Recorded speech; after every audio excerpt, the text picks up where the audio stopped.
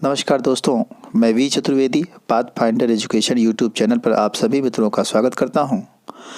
सूचना शुरू करने से पहले मित्रों आपसे निवेदन है कि हमारे चैनल को लाइक करें, शेयर करें, सब्सक्राइब करें तथा बेल आइकन भी दबा लें ताकि शिक्षा जगत से आने वाली जो भी महत्वपूर्ण अपडेट्स हैं वो आपको प्राप्त हो सके।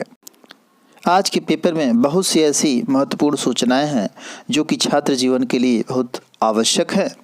सूचना शुरू करने से पहले मित्रों आप लोगों को सुप्रभात। जैसा कि आज का सुविचार है, ना हारना जरूरी है ना जीतना जरूरी है, जिंदगी एक खेल है पर खेलना ज़रूरी है, इसे खेलना ज़रूरी है। तो इस तरह से मित्रों यह भावना अपने मन में लेकर के चलिए कि इस ज़िंदगी को आपको खेलना है और खेलना ही नहीं है, सिर्फ जीतना है और सिर्फ जीतना है। आगे बढ़ते हैं पहली सूचना के साथ। पहली सूचना निकल के आ रही है, विधानसभा सचिवालय के समीक्षा अधिकारी की परीक्षा का पर्चा रविवार को आउट हो गया, जिसके भटहट के बरगदही स्थित गुलाबी देवी इंटर कॉलेज में संचालकों ने कुछ छात्रों को अलग कमरे में बैठाकर परीक्षा दिलाने की कोशिश की थी। इतना ही नहीं, केंद्र पर दूसरे छात्रों की परीक्षा शुरू होने के 1 घंटे बाद तक पेपर नहीं दिया गया। इसके बाद परीक्षा देने पहुंचे परीक्षार्थियों ने पेपर आउट होने का आरोप लगाकर हंगामा शुरू कर दिया। यह जो सूचना है मित्रों ये आ रही है गोरखपुर से, और कल परीक्षा थी समीक्षा अधिकारी वाली विधानसभा की, और उसी में यह समस्या क्रिएट हुई है। बच्चों को अलग से बैठा करके पेपर आउट कराने का प्रयास किया गया और अप्रयास क्या आउट कराया गया। मामले की संदिग्धि को समझते हुए एसएसपी 11:15 बजे वहां पहुंचे। उन्होंने एसओ को फटकार लगाई। उसके बाद छात्रों की बात की। छात्रों ने एसएसपी को पूरा माजरा समझाया। इसी बीच मौका देख करके अलग कमरे में बैठे जो परीक्षार्थी थे वो खिसक लिए। इस दौरान छात्रा नीलम गुप्ता चंद्रदीप ने एसएसपी से एसओ से गुलरिहा की बात हुई और बहुत से अभ्यर्थियों ने अपनी शिकायत दर्ज कराई कि यह जो सेंटर है यह संदिग्ध है और इसने पर्चा आउट कराने का काम किया है। विद्यार्थियों के एक अंडरग्राउंड कमरा था, उसमें बैठा करके परीक्षा ये लोग करा रहे थे। तो यह इस तरह से योगी सरकार योग्य अभ्यर्थियों का चुनाव करना चाहती है, और ऐसे योग्य अभ्यर्थी आकर के क्या करेंगे वो हम आप समझ सकते हैं। इस तरह से शिकायत के बाद पड़ताल शुरू हुई और जांच में यह पता चला कि यह जो बात है वह सत्य है, और यह पूरा माजरा जैसा कि हमने आपको बताया गोरखपुर से था। तो इसी के साथ मित्रों अगली सूचना जो निकल के आ रही है एलटी ग्रेड से आ रही है। एलटी ग्रेड शिक्षक भर्ती के तहत सामाजिक विज्ञान विषय में चयनित अभ्यर्थियों के अभिलेख सत्यापन की प्रक्रिया 23 नवंबर से शुरू होने जा रही है। सत्यापन का कार्य 17 दिसंबर तक चलेगा और इसके बाद अभ्यर्थियों की फाइलें माध्यमिक शिक्षा निदेशालय को भेज दी जाएगी।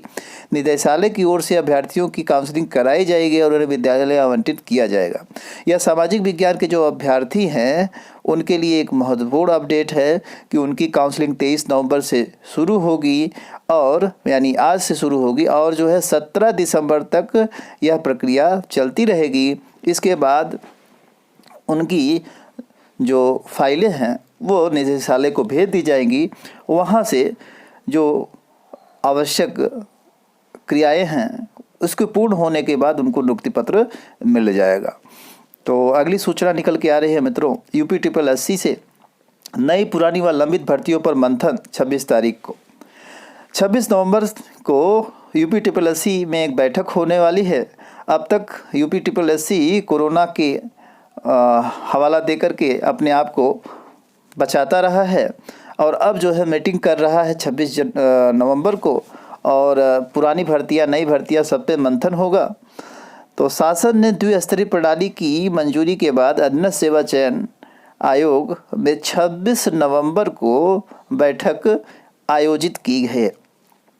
शासन से द्विस्तरीय परीक्षा प्रणाली की मंजूरी के बाद 26 नवंबर को होने वाली बैठक में न्यायालयों में लंबित मामलों के साथ साथ नई भर्ती में कार्रवाई के आगे बढ़ाने पर विचार किया जाएगा।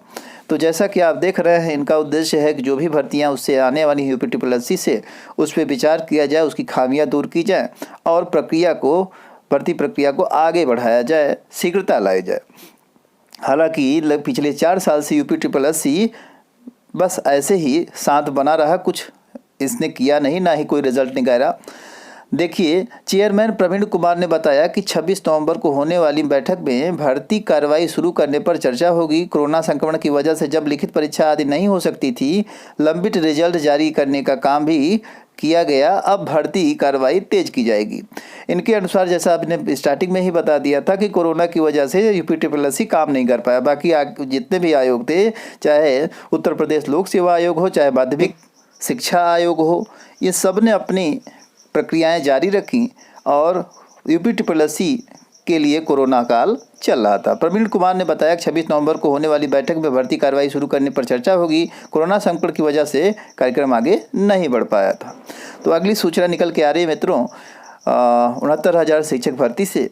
69,000 शिक्षक भर्ती में शेष रहे अभ्यर्थी 36,590 अभ्यर्थियों को दिसंबर के पहले सप्ताह में नियुक्ति पत्र वितरित कर दिया जाएगा। मुख्यमंत्री योगी आदित्यनाथ राजधानी लखनऊ में चयनित अभ्यर्थियों को नियुक्ति पत्र देंगे, जबकि जिलों में प्रभारी मंत्री, राजनीय विधायक और सांसद नियुक्ति पत्र वितरित करेंगे। कुल मिलाकर के नियुक्ति पत्र वितरण शुरू हो जाएगा और सरकार भी, क्योंकि जान रही है कब चुनाव आ गया है, तो कार्यक्रम में थोड़ा सा तेजी ला रही है।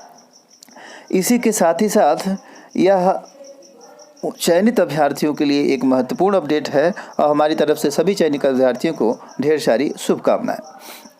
अगली सूचना निकल के आ रही है कि जो आज जो है छात्र युवा बेरोजगार जो सम्मेलन है, उसका आयोजन लखनऊ में किया जा रहा है। तो जो भी छात्र इसमें शामिल होना चाहते हैं और लखनऊ के आसपास हैं या यहाँ से जाना चाहते हैं, तो आज वहाँ सम्मेलन में शामिल हो सकते हैं। स्थान है गांधी भवन निकट रेजिडेंसी, लखनऊ, उत्तर प्रदेश। 23 नवंबर दिनांक, दिन सोमवार, प्रातः 10 बजे से यह सम्मेलन शुरू होगा। प्रदेश के अधिकांश बेरोजगार युवा वहाँ जुटेंगे और अपनी रणनीति तय करेंगे कि रोजगार परक प्रदेश में सरकार को कैसे बनाया जाए, और तमाम ऐसे मुद्दे हैं जिस पर की बात होगी। अगली सूचना निकल के आ रही है कि नियुक्ति पत्र बांटने के ही संदर्भ में कि नियुक्ति पत्र जो होगा 36,590 शिक्षकों का, वह बांटा जाएगा। यह सूचना हम आपको पहले भी बता चुके हैं और आज ये दूसरे पेपर की कटिंग में शामिल किया गया है। अलग अलग पेपरों में यह कटिंग में दिया गया है। तो 36,590 शिक्षकों की जो नियुक्ति पत्र हैं वो दिसंबर में बंटने शुरू हो जाएंगे।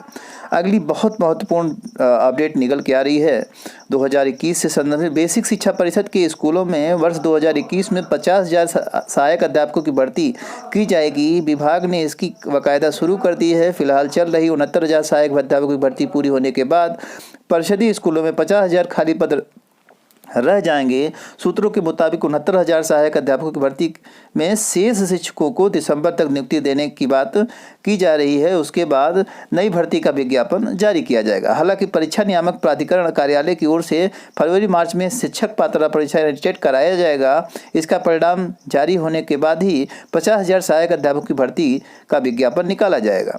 तैयारी है विधानसभा चुनाव 2022 से पहले परिषदीय स्कूलों में अध्यापकों के रिक्त पदों को भर लिया जाए।